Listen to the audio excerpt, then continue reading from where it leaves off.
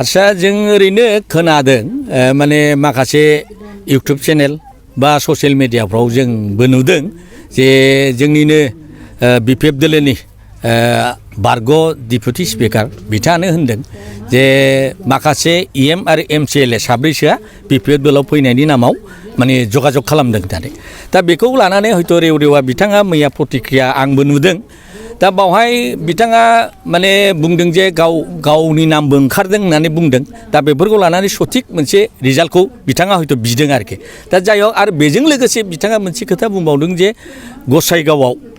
माने गावखौ सैया सुखुवा असान्ति बे गाव इएम जाबोनाय समाव बिपिएफनि इएम जाबोनाय समावबो गावखौ बेबादि बेबहार खालामदों मादों होननानै जोंखौ दसारप खालामदों वारेस जों रावबो बिथांखौ बे रोखोम खालामाखै बिथाङा हयथ'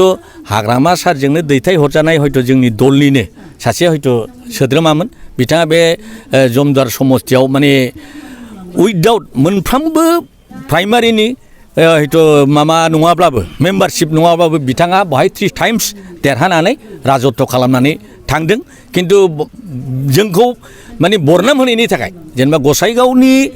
आइ आफा रायजो राजा बा जमदुवार बा नेताफ्रा जि गावखौ सैया सुखुवा खालामदों होननाय बे खोथाया टटेलि नंखाय माने गावनि स्वार्थखौ हासिल खालामनो थांनानै सोरखौबाथ' निस्सय एसेबाबो बरनाम होनांगौ बे जिनिसखौ जों बुजिना लादों आरोखि बेखिनियानो मोनफ्रोमबो टिमानो गावनि टिमखौ रावबो दुरबल होननानै लाया गतिके दिनै हयथ' बिटिसिआव माने आप टु अदालगुरि माजबाटनिफ्राय मथ'थि संकटसिम बा बेंगलसिम जे धरननि बिपिएफ दोलोआव सरकार गैयाबाबो दले बले जगदान खालामदों दा बावहाय नुदों जे बिथांमोना जे सरकारा बा पावारानो गैया जेबो होनो हानाय रायजो राजानो फिसा फिसौ जेबो अनुदान होनो हायैयावबो दिनै रायजोफ्रा दले दले बाहाय जगदान जाफैदों निस्सय इउपिपिएल सरकारखौ गाज्रि मोननानै बा बिसोर फैलार सरकार होननानै माने रायजो राजा बिटिआरनि मोनफ्रोमबो कमिउनिटि नट अनलि बर' बावहाय जेसेबांनाखि कमिउनिटिफोर दं बे कमिउनिटिफ्रा दिनै बिपिएफ दोलोआव दले बले जगदान खालामदों गतिके बेफोरखौ नुनानै बिथांमोना दिनै रायजो राजाखौ हमथानायनि नामाव जों जयैनो सरकार दं गतिके जोंजों चेलेन्ज खालामनाय हानाय रावबो गैया होननानै बुंदों खिन्थु खोथाया बेनो जे मोनसे फुटबल बादायलायनायाव मोननै टिमजों गेलेनाय जायो बे मोननै टिमजों गेलेनायाव खुनु टिमानो जों जेनगोन होननानै गेलेया गतिके फैगौ माने 2024नि इलेक्शननि रिजाल्टआसो खोन्थागोन जे बेवहाय इउपिपिएलनि दमा मा आरो बिपिएफनि दमा मा गतिके बावहाय माने जों दानि परिबेसखौ नायना बुंनो हायो जे मोननैबो समस्ति बिटिसिनि हयथ' माने क'क्राझार आरो दरं अदालगुरि बे मोननैबो समस्तियाव दिनैनि दिनाव बिपिएफ दला देरहानायनि एकदम रोखा मोनसे पिक्सारा जानानै दं गतिके बेखौ नुनानै बिथांमोना हयथ' खर' गरम जादों आरोखि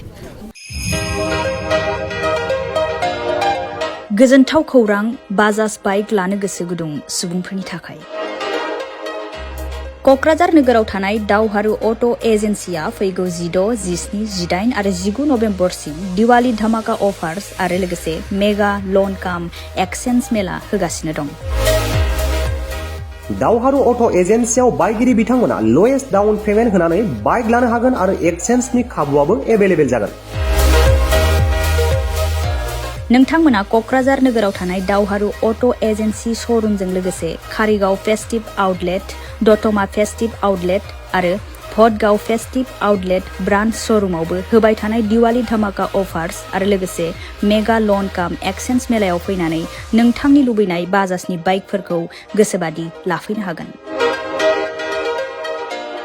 बाजाजनि बाइक सालायनो मोजां मोनग्रा रायजो राजाफोरनि थाखाय दावहारु अट' एजेन्सि श'रुमा लोगोसे मोजां अफारफोरबो लाबोदों बेफोरनो जाबाय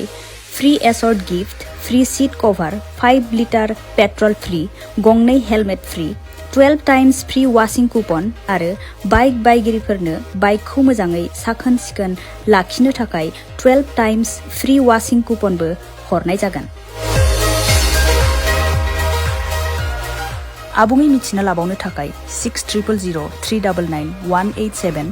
8822018193 जानबुं नम्बराव खौरां लाहरनो हागोन